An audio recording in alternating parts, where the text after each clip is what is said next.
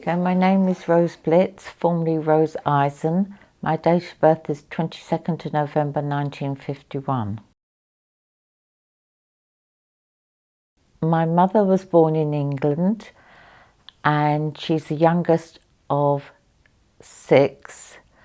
My father came over during the war, the Second World War. He was born in Poland and he joined the Polish army to escape the Germans. He left his family in Poland, who later he found out were all sent to concentration camps and had perished, except for one sister who'd made it to Israel, together with a cousin who formerly lived in Germany, who'd run away to Israel. Well, my parents were actually introduced to each other. My father was a friend of my mother's cousin, and originally he used to go with him on a Shabbat to my grandmother's house for dinner, and the idea was that my mother and her cousin would be matched together, but she didn't have eyes for him, she only had eyes for my father, so consequently she married her cousin's best friend. As time went on and their romance developed, they married and they had 4 children. My mother did lots of part-time work, never really qualified in anything in particular, but was more a housewife, stayed at home to look after the children and did part-time jobs.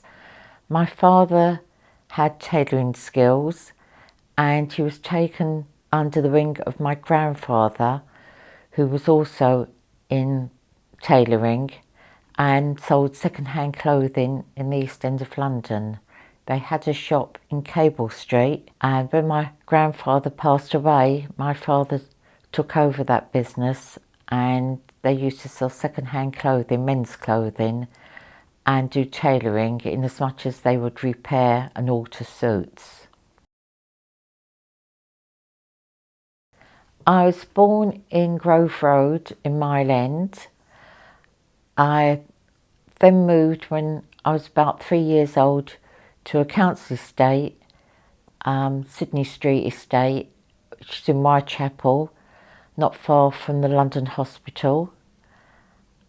It was friendly in the East End. There were lots of bomb sites where the children used to play and used to collect worms and caterpillars and play with things. And slowly it developed. We were very lucky to live on the estate because we had central heating, which most people never had.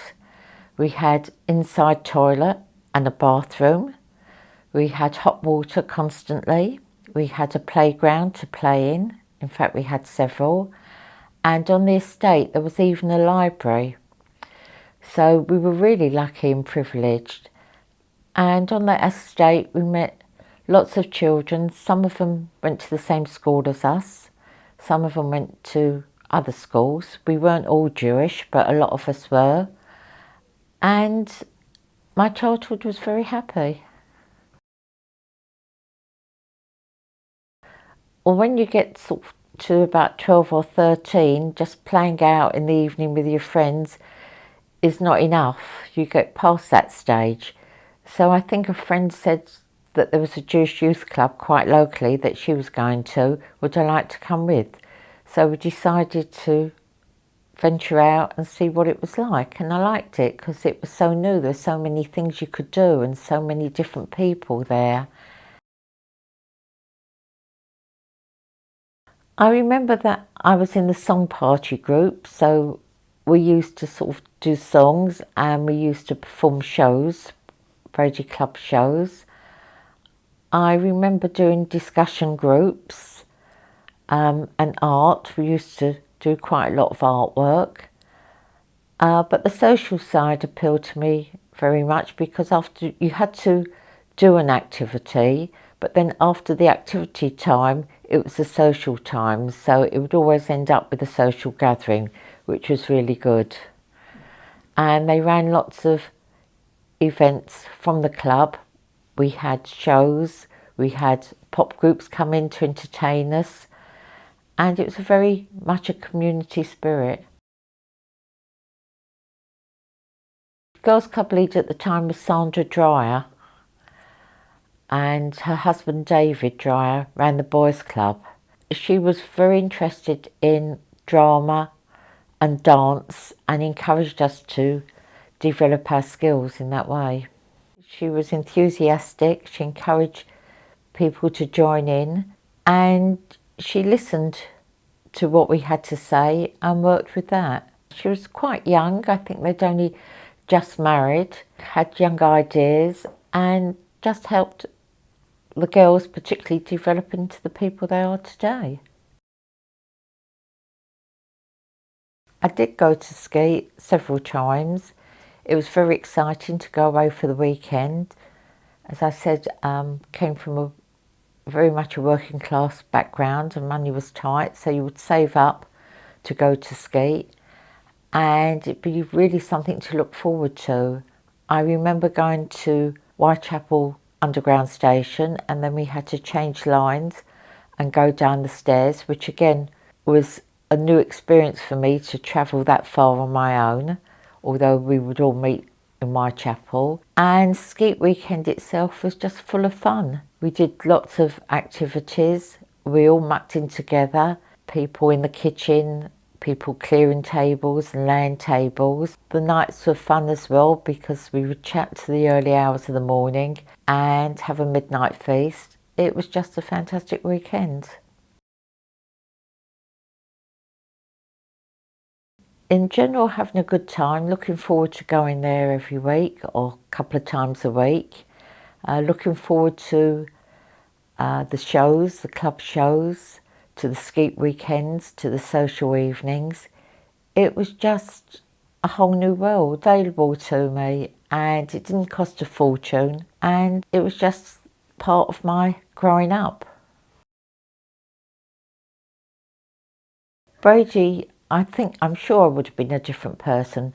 Brady gave me the friendship and the comradeship from people who went there. It taught me different outlook on life. There were so many things out there that we could do that we didn't even know about. I think the lack of clubs today is a terrible shame, because although there are lots of organisations, Cubs and Scouts and Guides, it's not the same as going to a communal place, a mixed place, where there's a variety of activities and holidays and comradeship between us all. And I think that's what's lacking. It's a shame to see children sitting in front of the telly for hours on end, or playing computer games, or now sitting on their phones. The community and widening our horizon, showing us what's out there, what we could achieve, and just how to enjoy ourselves safely, because it was a safe environment. Even though young people used to smoke more those days, they encouraged us to do the right things, to do sports, to take part in different activities. I owe a lot to Brady, not only because I met my husband there. It taught me the value of coming from a poorer background and showed me that you can achieve much more out of life than you first think you can.